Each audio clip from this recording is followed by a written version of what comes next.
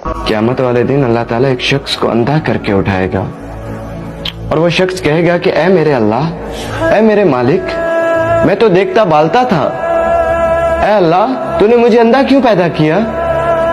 तो अल्लाह ताला उससे फरमाएगा कि ऐ इंसान, तेरे पास मेरी आयतें पहुंची थी, ऐ इंसान तेरे पास मेरा पैगाम पहुंचाने वाला आया था, ऐ इंसान तूने तो उसे झुटला दिया, ऐ इंसान जब तेरे पास मेरी आयतें पहुंची तो तू उससे मुंह मोड़ लेता था, ऐ इंसान तेरे साथ ऐसा ही होना चाहिए था।